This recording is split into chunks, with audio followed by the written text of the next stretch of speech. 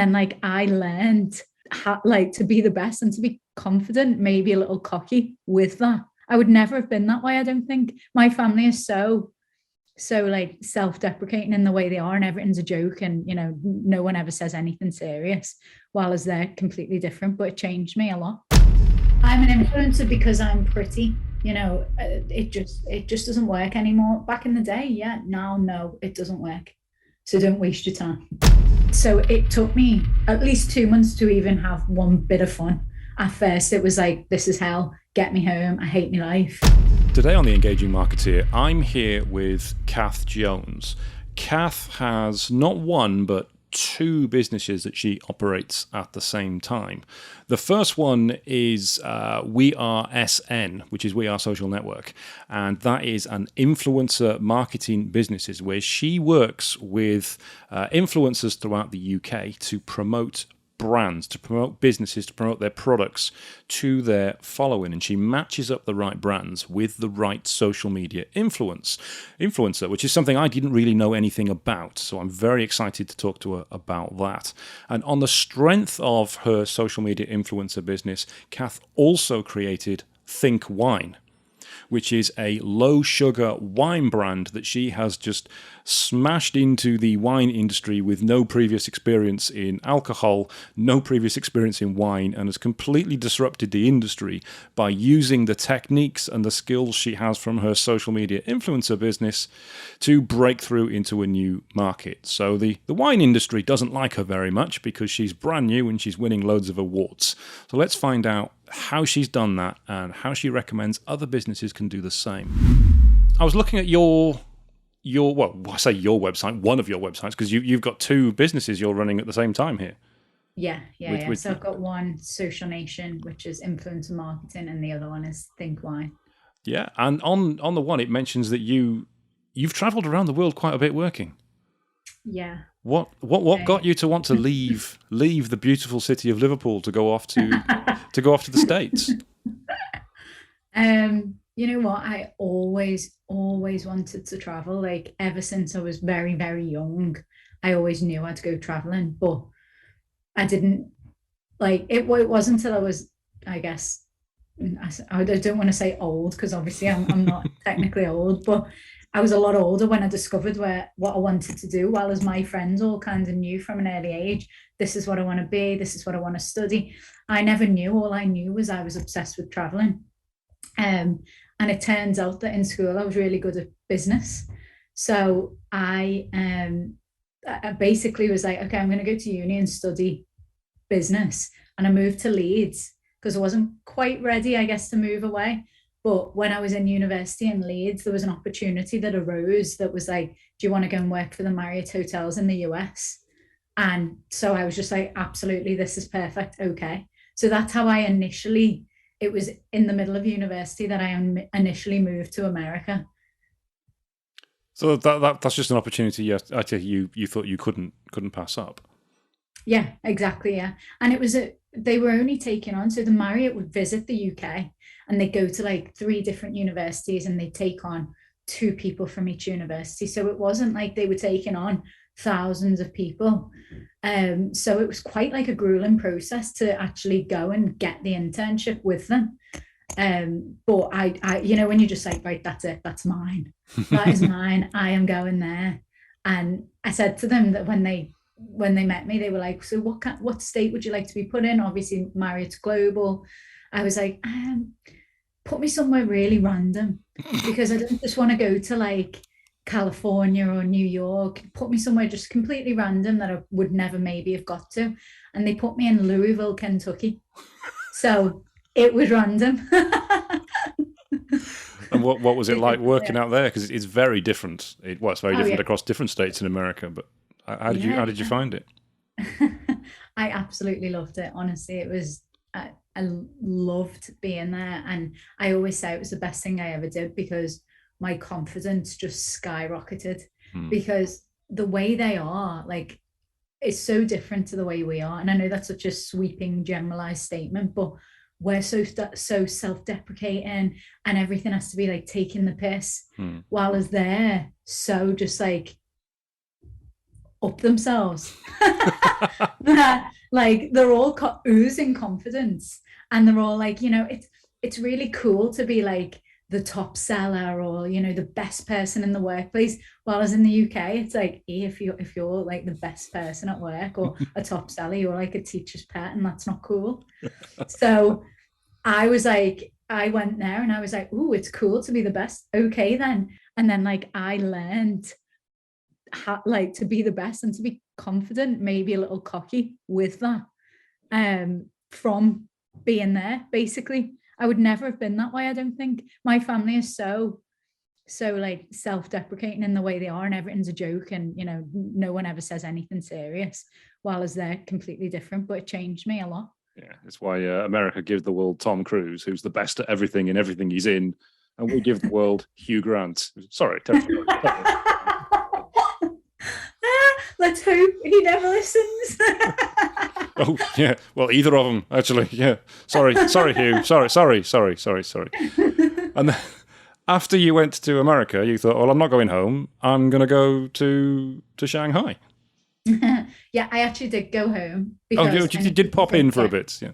Yeah, so I needed to finish my degree, so I had a year left on my Right. degree. So this America stint was right in the middle of that, so I did like a year and a half there, and then I had to go home and I had to finish my degree. So I went home, did my final year, finished that, graduated. Now, when I graduated, I won this award called the Rising Star Award. To this day, I don't actually know what it's for. I couldn't tell you what that award means or what it's for, but I was just so happy because when you win like the awards, because there's only like one or two that go out on the day, you get inundated with job offers. Oh, really? So yeah, so like I ended up getting absolutely inundated due to this award with all types of job opportunities. I'd already been looking into China because a lot of the work I'd done on my degree, we learned a lot about China and the business world and how they were going to be, the biggest players basically. So I was really interested in, okay, well, I'd love to know the Chinese culture. I'd never been to Asia at the time, and I was like, okay, I need to go there, even if it's just a couple of months to like find my feet and see how they work. And then I ended up getting a job after I won that award with, it was a marketing company in Shanghai, but it was an American firm. So I almost felt like I was, easing myself in because I'm used to Americans by now. I'm basically part American at this point. So I'm like, okay, that's fine. I can go and work for an American company in China, thinking it was going to be the same. Oh my God, was it not the same? No. What sort of differences were there? Oh God, yeah. That was the craziest period of my life. That I only intended to stay for the summer. I was only going to be there 3 months, but it took me 3 months to enjoy myself because it was that much of a struggle to be there, to not speak the language, to like acclimatize, also get used to their culture, which many would see as rude until you actually know it or know them. So it took me at least 2 months to even have one bit of fun. At first, it was like, this is hell, get me home, I hate my life. And then when I got into the swing of it and I learned a bit of survival Mandarin and I got used to my job, and then I got another job teaching English, which was really well paid. And I have absolutely no, right to be teaching English, no qualifications, no anything. But I got this really well paid job teaching English. So all of a sudden things were falling into place. I was making more mates. I became part of the expat community. And by like month 3, I was like, okay, no, it's only just beginning now, because I wanted to go home for 3 months and now I'm ready. So I ended up staying like another year and a half on that. I've got visions now of you teaching Chinese Scouse. Everyone says that. Everyone says, is there a handful of kids running around China speaking Scouse? I'm like, I hope so. I really hope so. But yeah, you know what? My kids are the best, and they were obviously the cleverest. So that's awesome. And then when you came back, obviously you started your first business, which was Social Nation. Yeah. So you started a business that many people want to make money online, want to make money using social media. Yeah. You took it to a whole new level with that. How did you get started with that? Yeah. So I didn't just come back and straight away start up my own business. I came back and uh, I had a role, firstly, uh, a graduate scheme with Enterprise Rent a Car, which was another American company. So I keep working for these American firms. And one thing I will notice about these American companies is it's hard work. So, every day is like a 15-hour day. You've got to be efficient. You've got to be like, it's so fast paced. And so I'm used to this way of life and like working all the hours God sends, and everyone's saying to me like, what are you doing? Like, why do you work all the time? You never have any fun, you never go out. Yeah. And if you would have cut me open when I worked for Enterprise Rent a Car, if you would have cut me open, I would have bled green, because I was that much of like their best employee ever. I would do anything they said, anything they asked, and I moved up the ranks really quickly in comparison with everyone else. It was such a male-dominated industry, and I was just this girl who just came in and kept leapfrogging everyone. So anyway, I worked there first, and everyone was saying to me, come on, like that is just ridiculous amount of hours. Then a job came up in Liverpool because I was working between Liverpool and Manchester, which was a bit of a pain. But a job came up in Liverpool, and it was actually my sister who sent me it. She'd seen it on Twitter, and it was like, oh, we're looking for the best salesperson in Liverpool, blah, blah. She was like, right, this is perfect for you. You need to go for this and find out what it is. So I went and I interviewed, and it was for a startup social media agency. So bearing in mind, this is like 8 years ago, so it's not, the way it is now, absolutely saturated and everyone's using it. But it was a startup, so it was a completely different vibe to anything I've ever worked with in these American corporations where I've been. And it was a pay cut of near £20,000. Wow. And I was just like, you know what? I don't care. I'm gonna go for this, because it seems like I could really have an impact, and it seems like it could be really fun. So I went and took this job at this brand new startup social media agency, and I was there for about 4 years, and we grew the company. It was literally just me, the owner, and one other person. And by the time I'd left, there was around 20 to 25 staff there. We'd moved premises multiple times because we just kept growing, kept expanding. And then I won't go into full details, but in the end I left and I set up my own agency, which is Social Nation, which is my current business, and that's been running for 4.5 years now. What made you want to leave where you were to set up your own agency? Because I've been in that situation myself. I've worked for an agency and then took that leap to start up on my own. And I know my reasons were the agency I was working for weren't doing things the way they should be done. And I wanted to make sure it was done right for the clients, and it certainly wasn't happening there. And it's quite a scary step, leaving to start an agency, because, what if you fail? You've not run a business before. What if you can't do it? What if you can't get clients? What if you can't pay staff? Yeah. Lots of these things going through your head. So what was going through your mind when you did that? It was actually not really a choice. I kind of was pushed out because I basically, this is, I don't want to turn it into a sob story really, but basically what happened was I pitched an idea for a business to my boss, who was also my best mate by this point. And he was like, yeah, absolutely, we're gonna go into business and do it. Then he ended up absolutely ripping me off on it, kind of like stealing the business. So I was like, right, absolutely, bye. I'm gone. I'm not going to stay with you anymore. So as I left, all my clients were phoning me up. I didn't plan to leave and set up an agency. I just left. I had everything that was company owned. So I had a company car, company laptop, company phone. So I literally had nothing. And I just left because I was like, no way. Like, if you can do that to me, then I'm never going to stay with you after everything I've done for you. So my clients came calling. They were all phoning me up. Where have you gone? Where have you gone? We don't know what to do. I literally got inundated to the point where they were demanding I set up my own agency. And I was actually saying, no, I don't want to. I want out of this business. I'm not really a fan of influencers. You all get on my nerves. So no. And then just after a couple of weeks and like getting my confidence back and all that, I just thought, you know what, yeah, I am going to start my own agency. So it wasn't like I sat there like plotting to leave, going, right, okay, I don't like the way you do this, because at the end of the day, I was running the business, so there was nothing I didn't like because I was running it. Mm. So I would have stayed there forever, realistically, probably. So it was actually a blessing in disguise, a very huge disguise that has took me years to realize was a blessing, but it was a blessing. And that's why. So I didn't like make a choice. I had to do it because of what he did to me. So what sort of clients are you working with? It's predominantly reality TV and TikTokers. So, you shows like Made in Chelsea, Geordie Shore, Love Island, lots of Love Island. And then also, aside from that, we have like TikTokers. So, like people who've just gone viral, but usually for the way we're going with our agency is we're trying to now just take on clients that really do good in the world. Like they're not Mm.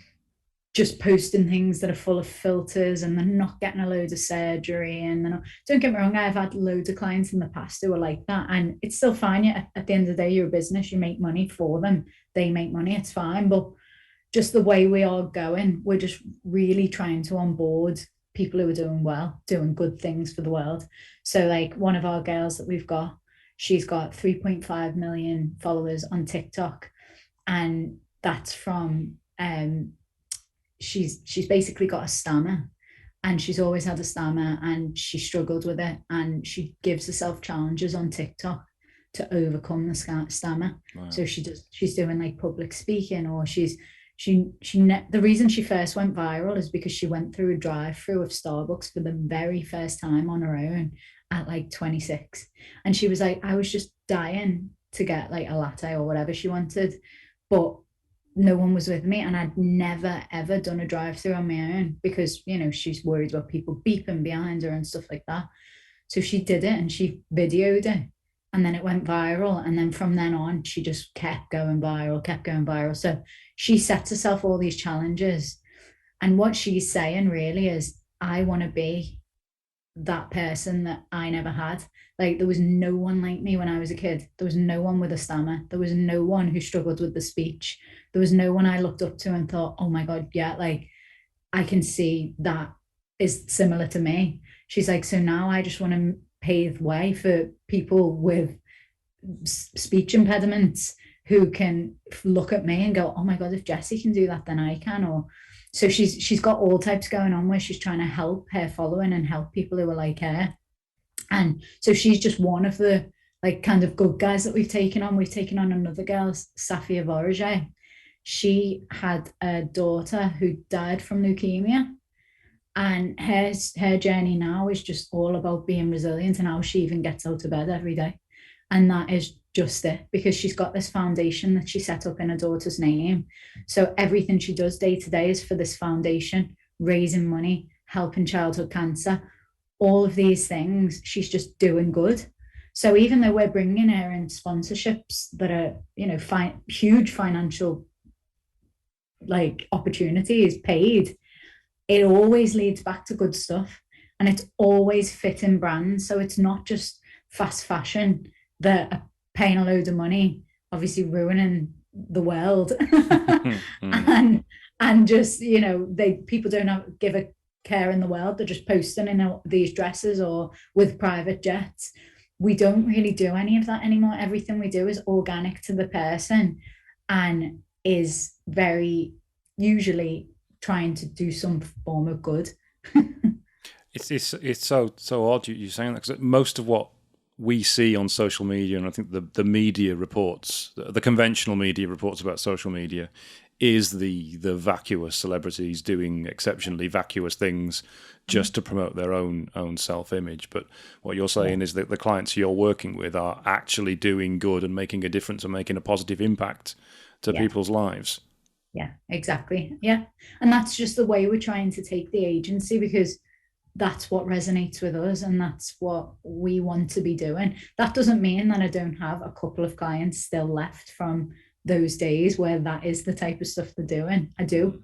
But the way the agency is moving, the new ones that we're picking up are always people who are doing good. Is there a reason for that, do you think? Is there something that, a reason why it means so much to you? I think it's just come with age, you know. The older I've gotten, the more that I want to do good personally. Mm. And therefore I think, okay, well, times are changing, and I would really like to do as much as I can to help, you know, stupid things like global warming or whatever. Like, ThinK, my wine, it's a vegan wine, it's organic wine. There was once upon a time I'd be like, huh, what do you mean vegan? Who cares? While as now I'm like, don't get me wrong, I'm not a vegan, but I'm moving in those ways. Mm. So it's just, I think as I get older, I really want to do more good for the world. And therefore, if there's any way that I can do that, then I will. But at the same time, I'm not one of these people who are online who just want to fight about everything, you know, those ones who are like, oh, you're wearing leather, you need to go to jail.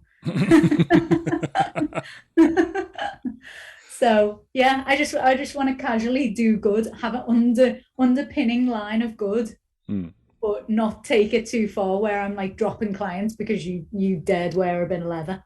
So, I was going to ask you. Mentioned dropping clients because they dared to wear a bit of leather. Are there? I mean, I'm not asking for names or anything. Are there types of clients that you won't work with, or are there people you turn away because they're not a good fit? Oh yeah, loads now. Probably not when I first started because it was very much a case of let's grow quickly. You know, I want to build a team. I want to be a first mover, basically. Because still at the time when I started my agency, there were more agencies like coming, you know, showing up. So at the time, I probably wouldn't have said no really to many people, but now I say no to people all the time. All the time, we get hundreds of DMs saying like, "Hey, I want to be an influencer. Can I do this?" And some of them, it's obviously no, because you don't really have any followers and you haven't done anything. But some of them do have big followers, big followings, and they are, you know, you could take them on and make a bit of money for them. But I just think no, you don't fit with us Mm. and what we're doing and how we move, and even our brands, because most of the brands we now work with are like ethical brands. Not all of them, again, not every single one, but the majority, because we are trying to just underpin everything with a bit of good. So I guess that means you're kind of carving out a niche for you because there's not a lot of people in the social media space that are ethically doing good. It is all about numbers and eyeballs on posts. So Yeah. you have a niche of working with ethical brands with Mm. ethical influencers and matching them up. Yeah, exactly. Yeah. And I guess I hadn't really thought of it like that, but yeah, I guess we are kind of moving into that space, because even like Love Island, for example, that's a huge show. Everyone who comes off it, they get massive sponsorships worth millions of pounds. Now, there was a time in my life when I would just chase anyone on Love Island and be like, right, get whoever we get, we're just having. While as now, I'm like, I'm absolutely not having any of those three. You know, I would consider maybe them, and I definitely want them. But there's a few that even if they showed up knocking at my door, I'd be like, no. So do your team or do you personally, do you end up watching a show like Love Island at the start and saying, right, these are potential clients, and then as the show goes on, no, no, definitely. Yeah. So to be honest, funnily enough, I haven't watched it previously for like maybe 3 years, but my team have. But this Love Island, I've actually watched like every single episode. But I think it's because, don't get wrong, I've become a bit hooked now. But when I started it, I was watching it thinking, I need to know who I want. Like, I really want to make a decision as to who I'm going to try and get. And so that's how I began watching it, but I've actually become a little bit hooked on it. But before this, I hadn't watched it in years. Just the team in the office, the girls are all younger than me, and they all, you know, enjoy Love Island. So they're happy watching it and going, this is who we need because of this, that, and the other. This is who we want to reach out to, blah, blah, blah. So Mm. yeah, well, it's been me this time. Yeah, there's two of our team watch it religiously as well. I've never seen it for a second. I don't know. But we thought we were going to get inside information, actually, because one of our guys here is the athletics coach for Gemma Owen's sister. But Oh yeah. unfortunately, we're not getting any inside information. So if anybody's listening about that, she's not spilled anything. Alan's told us. Alan knows nothing, so it's all a surprise to him when it comes out as well. So what sort of stuff do you actually do for your clients? How do you help them? So, I mean, realistically, it's not so much me personally anymore. It's like the team, because there's me and then there's 6 other girls. Well, girls and a guy. Um, and what we do really is we put them with brands that fit them. So if someone's really big into cleaning or really big into cars, they will do sponsorships with cleaning or cars. If someone's really big into fashion, they'll do a lot of sponsorship with fashion. As I say, we're moving away from like the fast fashion, but even like Love Island, it's always been sponsored by Pretty Little Thing. This year it's sponsored by eBay, because they're trying to encourage people to obviously rewear, reuse, recycle clothes rather than go and, buy PLT's £5 dress. So you can see even like the bigger players are trying to move towards that way of doing things. But yeah, so we basically just book in sponsorships for our clients that are well paid. Okay. And what sort of platforms are your clients using? Because you mentioned TikTok. Are there other platforms that are as useful, or are there new platforms you have to keep an eye on as well that could become players? You've always got to keep your eye out for the new things, but TikTok is the new biggest one, and TikTok is just going to be massive. Well, it is massive, but it's going to be even bigger. So TikTok is probably our main focus right now, but Instagram, very, very close second. Instagram stories, Instagram posts. It's still a very popular platform, and it does still get great results in terms of return on investment for brands. So often it's not the same as it used to be. When I first started doing this, the return on investment was insane. You could pay £1,000 for a post and you'd get 50 grand back in your bank that same night. So it was massive back then. While now it's more, you still get a return on investment, but it's, a lot less than that. You might spend £1,000 and get 3. But people still, if you're a small to medium business, that's still a success. You've got all your new followers, you've got all your new customers, and you've made your money back and then some. So it's still very successful. It's just not the way it once was.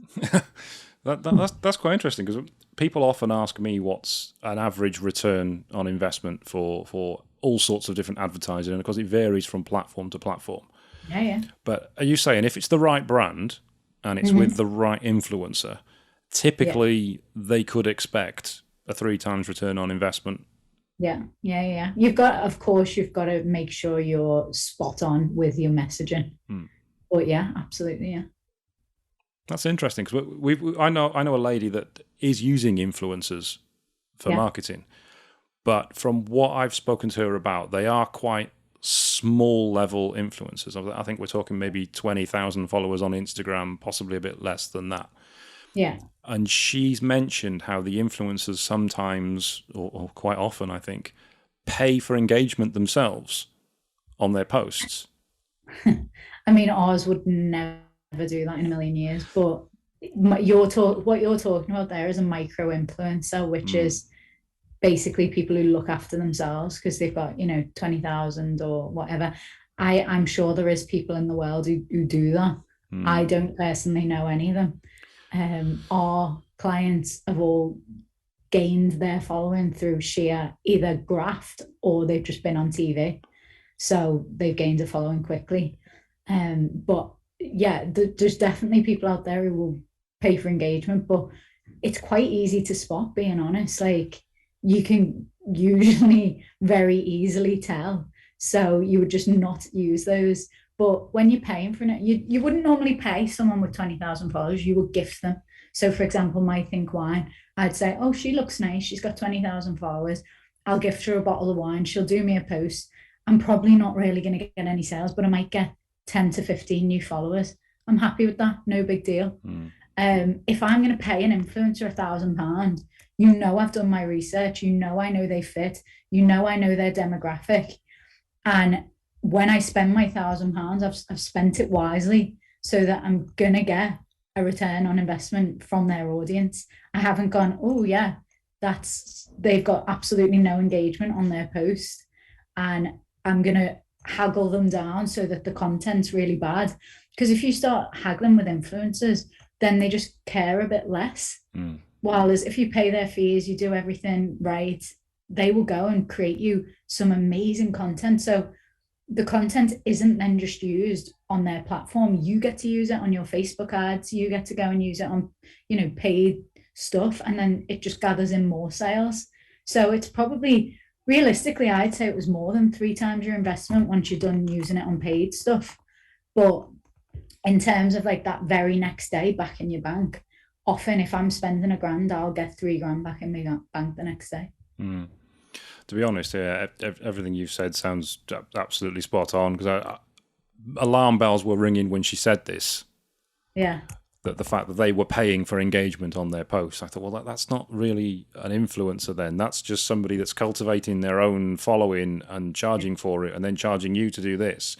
Everybody's paying somebody and you're the one who's actually spending all the money up front. Yeah, I know. And like, that's why I always say to people, like, make sure you use an agency, just because you're covered then. Like, the agency has contracts galore. The agency acts as a middleman with the money. So if someone pays me for a post with one of my clients, I will not pay that client until she's done everything she needs to do. And only then, once everyone's happy, will we release the funds to her. Otherwise, if anything goes wrong, we will refund the brand. So we act as like a middleman. So I always recommend people use agencies, because also the agency knows off the top of their head what all the influencers' demographics are. So if she comes to me and says, oh, my audience is women 50 to 60, I straight away know who I've got on my books who will fit that demographic. While as she's probably just thinking, oh, there's 20,000 followers there. Like, even if I got 1% of that, it's okay. It just doesn't work like doesn't work like that at all. No. So how attainable do you think it is for small businesses to be able to use influencer marketing through you? It is attainable. You need to have some form of budget. It's, some influencers, you can really negotiate with them if they're going to really like a product. And I could go, like, my relationship with some of our influencers, I can actually approach them and say, look, I know your fee is £500. However, would you do it for 300 on this occasion, because you're going to get a great outdoor furniture set, or you're going to get, a brand new desk for your home office. Or, if it's something they're going to like, you can probably negotiate, get it down and get them to do it. Now, once that initial, people get scared, of course, of like throwing money away. But once you've done that initial post and you've actually seen, oh, okay, well, I haven't lost money. You probably, if you're only spending £200, £300, you're probably not really going to make much money, but the likelihood is you'll break even and you haven't lost any. And so when that happens, people go, okay, well, at least I didn't lose any money. I can reinvest that now and maybe add on an extra 100. So then they go, okay, well, I spend 500 next time. Who have you got for 500? So then we go, okay, well, you can use this person for 500. And then maybe they'll get 750, 800 back in sales. And they just very slowly, incrementally work the way up the ladder of influencers till the spending. Some people now spend like 10, 15 grand a month just on 1 to 2 influencers, because they're like, well, it's fine, I get a return on investment.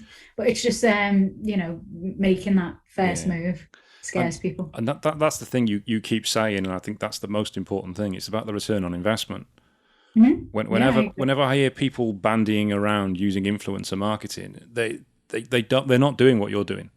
Yeah. They're just finding somebody with followers, throwing money at them and not knowing what's happening.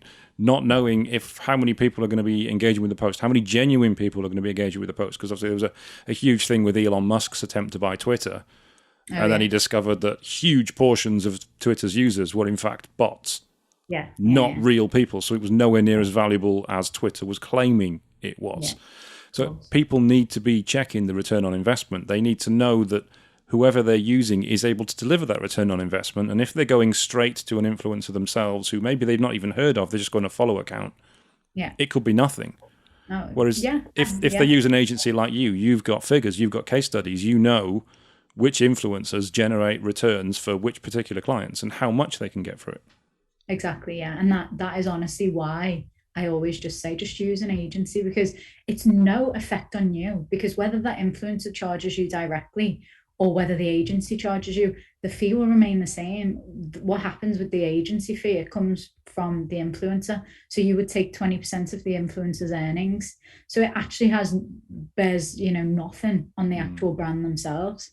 So it doesn't make sense trying to go direct. You may as well go to someone who's knowledgeable and can guide you and can hold your hand, especially if you are a new business and you do have a lower budget. But even saying that, the amount of influencer marketing I've done for ThinK, overall, I've made a lot more money than I've lost. But there has been the odd post where I've lost money, where I've spent 1,500 on a post and I've got 1,000 in sales, or similar things like that. There's been the odd time. There's never a guaranteed outcome. It could be something as simple as the weather's really hot outside and no one's on the phone, and you've just done it at a wrong time on a wrong day. So you're never ever going to guarantee, but you can come close and you can make sure, like, over the long run, it's okay. Because I would stop doing it, of course, if it didn't work. Well, I don't. Exactly. Yeah, you don't keep doing the same thing if it's not getting a return, unless you're not measuring and you don't know what's working. Yeah. And of course, as you've already alluded to as well, once you've got an influencer that's done a post for you, you can then reuse that post yourself in your own marketing. Yeah, repurpose it elsewhere, and that's usually how I will. If I do a little post that's lost a bit of money and I'm a bit like, then I just will go ham on putting it on Facebook ads. And, putting some spend behind it just so I can go, okay, well, fine. At least I broke even now. What sort of businesses work best for influence marketing? Female stuff. I would say that the big spenders on Instagram particularly, and even TikTok, are women. Not to say that men's brands can't work, because they can, and I've seen it, but generally women just love buying. And so if it's a female brand, fashion, hair, makeup, skincare, alcohol, fun, spa experiences, restaurants, holidays, anything that, like, women, shoes, jewelry, literally anything where a woman is like, ooh, that's the ones that perform best. It's funny, this lady I mentioned to you actually is makeup, so I might have to make you an introduction after this so that you can have a chat with her, because she's got some great stuff, but she needs to get in front of, I think, the right people and to be doing it the right way. So I will make you an introduction after this. So there's a referral for you for that one. What sort of products or businesses do you think don't work so well, or perhaps you've seen try influencer marketing where it's not paid off? I think sometimes companies that are really business to business, not really direct to customer, that seems to fall flat on its face, unless you are utilizing LinkedIn for that. I think now what I'm noticing on LinkedIn is that there's like a huge influx of LinkedIn influencers, and they're doing stuff for like business to business. So, like coaching. And so they'll say, there's this person who's huge on LinkedIn, and they'll be like, oh, I use this coach, or I use this software for running my business, and it's helped save me £2,000 this year. Or I use this bank. I use NatWest and it saved me this much. Now, these are all being paid by like NatWest or Zero or, whoever. These LinkedIn influencers are being paid by this business to business service, and it works in the exact same way. But if you were to put that onto Instagram, it would fall flat on its face. Same with TikTok. But if you're using the right influencer, I guess it could work. But for me, when people have approached me like a printing service that is generally business to business, and they say, oh, we want this influencer who's maybe got a big house or whatever to say, oh yeah, we've used this printing service for our new house or stuff like that. That doesn't tend to work. And sometimes like male clothing brands, like if people just start up, you know what it's like kids now will just start up in their bedroom and think they're going to be the next billionaire by selling these £5 t-shirts that they've stamped their own logo on. And especially if that's like a male brand, just it's never going to work. So I just said, but often, and like, here's the thing, I often will be honest. I will often say, like, this isn't going to work, Like, I don't think it might, who knows, but I don't feel that this is going to work for you. So I don't feel like you should do this. But if you want to, agree, because sometimes I think, like, where have you even got this money? Half of them have got it off the parents, half of them have got it illegally. And they're just like, oh yeah, here's £2,000, come on, we'll just throw it on that. And I'm like, I just don't feel that you should. I feel you saying that. Then anyone listening to this who's planning to sell T-shirts with their own logo stamped on it as a kid, yeah. you've just crushed their hopes and dreams. I'm sorry, but just no. Just yeah, don't. It's like one of those moments on Dragon's Den where somebody comes out and they've got this really bad business idea and says they've sunk 500 grand of their own money into it, and you just hear that.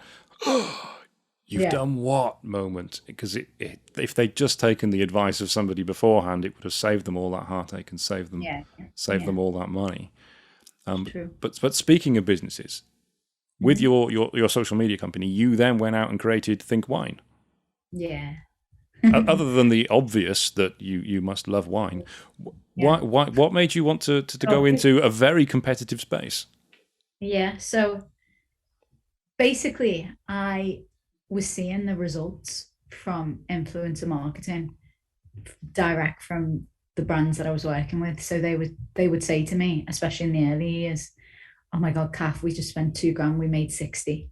We just spent £3,000, we made 70. Mad levels of returns investment.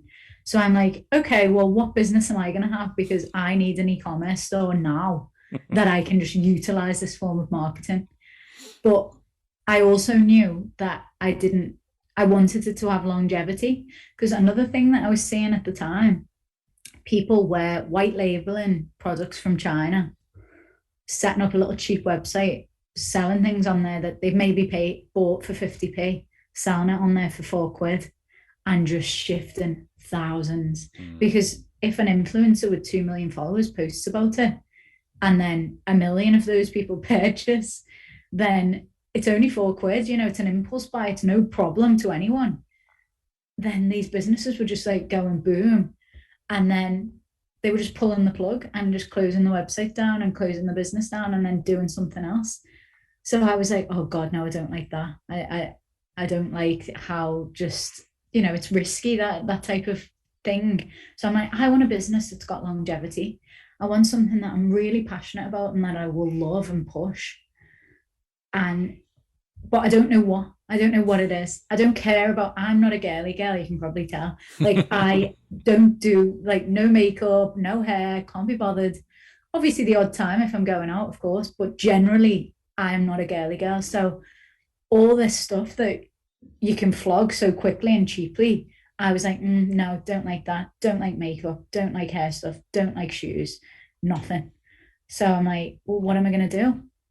So what do I love? Obviously, as you stated, I love wine.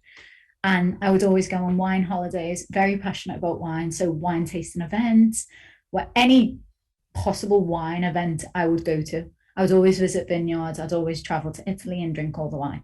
So I'm like, well, I love wine.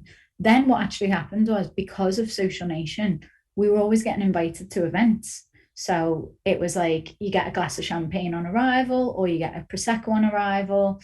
I was drinking quite a lot in the week and gaining weight rapidly. And I'm like, well, I'm barely eating because I'm so busy. I was so busy. The company was quite new. I'm thinking, I hardly even eat a thing. Like, how can I possibly gain weight? And then I realized it's the calories in the alcohol that I'm drinking and how like full of sugar it is. And I'm like, oh, that's terrible. That. So that was how it sparked. It sparked the idea in my head that I feel like I could create a wine that was way less sugar, but still delicious. Because anything I was looking for, low sugar, it was always low alcohol as well. Because obviously alcohol is sugar and blah blah. So I'm like, there just has to be a way. And I just started researching it. And it was one of those ideas that I couldn't sleep at night until I had actioned. And so yeah, it was just an idea that ran away with me, and then I had to make it reality. So essentially, you were promoting other brands with your social media company, and you thought, they're seeing huge results. I want a piece of this. What can I do to do that? So you're basically you're your own testimonial. You're your own case study. You put you put your money where your mouth is into your own product to promote it, showing that other companies that look, I'm doing it myself. These are results I can get. That's brilliant to see. I mean, we've done something similar ourselves because we're obviously a digital marketing company. We don't touch influence. I don't know anything about it. We do search engine marketing and content marketing. And we've created a couple of e-commerce websites ourselves that we own that sell digital products, so no physical stock. Okay. Just because we knew that we could get these ranking and promoting, and they just generate passive income because we've just set them up and they're running. And I love the way that actually works. Yeah. Because again, it's your own case study, and you can practice on it as well. Yeah, of course. We practice things for SEO on our own e-commerce websites so that we don't have to practice it on a client website. So I imagine you possibly might be able to do that yourself. So you might have a particular influence that you're not sure if it's right. You can practice it with ThinK Wine.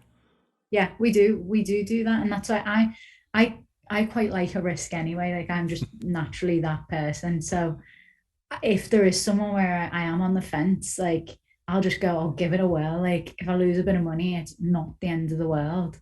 But at least we'll know then. But so a lot of the clients that we get are risk takers as well, you know, like brands and stuff. They're like, yeah, we'll just try them. I'll say, like, honestly, I don't actually know if they're going to work or not because I've never worked with them before.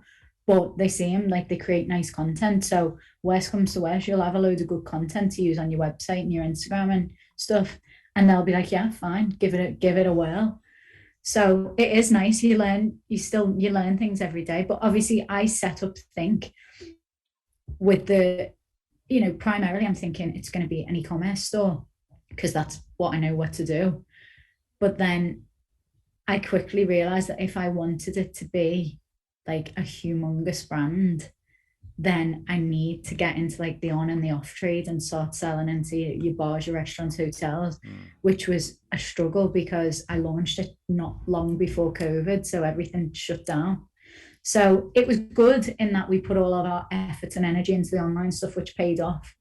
But then it's also bad in that we're a bit behind now on what the plans were for the growth for the on and the off trade side of the business. Yeah. We are a bit behind on that, but every day it's picking up, and every day is a school day because I've never worked in the alcohol industry. I've loved it, but I didn't know about, you know, all the mad things that go on in the world of wholesale and alcohol. I knew nothing about it until now, but it's enjoyable because I'm always learning and I like to learn.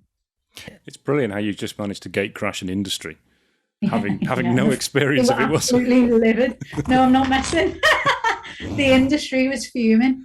Who is this young girl coming in here with wine? And we keep winning awards because we're only entering into blind tasting awards. I'm telling you now, if you enter an award and you're not part of that little clique wine world, you better know you're not going to win. But if you enter a blind tasting awards, then you can just keep winning and they can just keep getting angry. That's brilliant.